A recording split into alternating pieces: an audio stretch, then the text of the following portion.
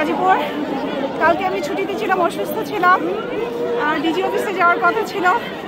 অর্ধেক রাস্তা আমি যখন গেলাম 10 নম্বর গোল চত্বর হচ্ছে সকাল, তখন আমার ছেলের সাথে হোন্ডা, তখনই আমি শুনতে পেলাম প্লেন ক্রাশ করেছে। সেখান থেকে আমি কীভাবে আসছি আমি জানি না। আমার ছেলেকে নিয়ে, আমার ছেলে ইভান হোন্ডা দিয়ে আসলাম। আমাকে সমানে ব্যারিকেড দেওয়া হলো, আমাকে ঢুকতেই দেওয়া হলো না। আর্মিরা আমাকে আর স্টুডেন্টরা আমাকে চারপাশ থেকে আমাকে ধরে রেখেছিল। পিছনের গেট থেকে ঢুকলাম।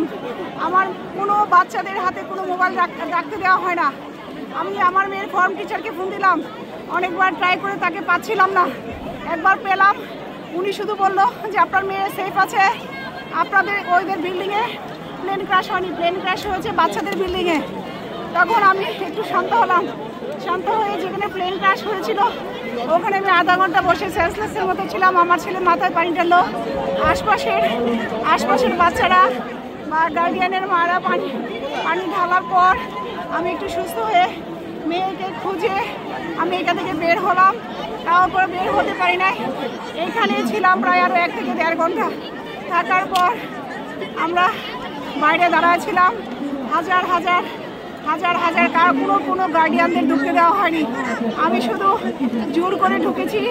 জোর করে ঢুকে আমার মেয়ের সাথে তার বান্ধবীরা ছিল, তাদেরকে নিয়ে আমি পিছনে গেট থেকে বের হয়ে তারা হোস্টেলে ছিল কিছু, তাদেরকে হোস্টেলের কাছে তাদের বলছি তোমরা গার্ডিয়ান না আসা পর্যন্ত বের হবে না। তারপরে আমি ওদিক দিয়ে পুলিশের সহায়তায় বাইরে বের হয়ে যাই।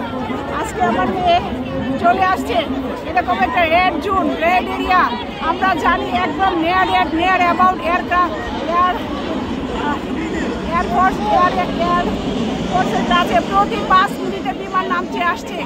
এইখানে এই প্রতিষ্ঠানটা থাকা আমি অতটা ওয়াইজ মনে করি না। যখন আমার মেয়েকে ভর্তি করাই তখন আমি বলেছি যে এই ক্যাম্পাসে না, তোমাকে আমি দিয়াবাড়ি ক্যাম্পাসে দিব, ওই 11 নম্বর ক্যাম্পাসে দিব। তখনও বললাম আপনি ওখানে থেকে এখানে পরিবেশ সুন্দর, সব কিছুই সুন্দর, সব কিছু ভালো, কিন্তু তো red area, red alert area. কারণ প্রতি 5 মিনিটে বিমান ওঠানামা করছে।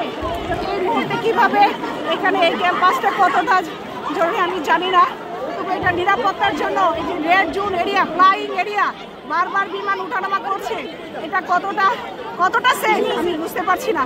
তো আমি আমার মেয়েকে নিয়ে আসছি। আজকেও আমি অফিসে যাইনি ছুটিতে, কারণ ওকে আমি রাখতে পারি নাই। স্যারকে বলে ছুটি নিয়েছি, ওরা এখানে বসে আছে। ছেলেকে সহ আমি আসছি, আর আমার কলিগের মেয়ে, আমার 4 কলিগের বাচ্চারা এখানে পড়ে, 5 কলিগের সবার বাচ্চারা এখানে পড়ে। সবার 2-3 জনের মেয়েরা ছুটি হয়ে গেছিল, ওরা চলে গেছিল, কিন্তু আমার মেয়ের পরীক্ষা থাকায় ওরা ছিল কালকে। ঠিক আছে, থ্যাংক ইউ। আমরা চাই সঠিক বাচ্চা শিক্ষাতে বাপ মা যেন জানে তার বাচ্চারা কোন বাচ্চা কোথায়, গার্ডিয়ানরা কোথায় মারা গেছে, সঠিক পরিসংখ্যানটা আসুক, সবাই জানো। আমি একজন শিক্ষা অফিসার হিসেবে এটাই আমি জানতে চাই, সকল মায়ের যে মায়ের বুক খালি হয়েছে তারা যেন অন্তত পক্ষে তার সন্তানের খুঁজতে পায়, এটুকুই। আর কি বলবো? Thank you ma'am.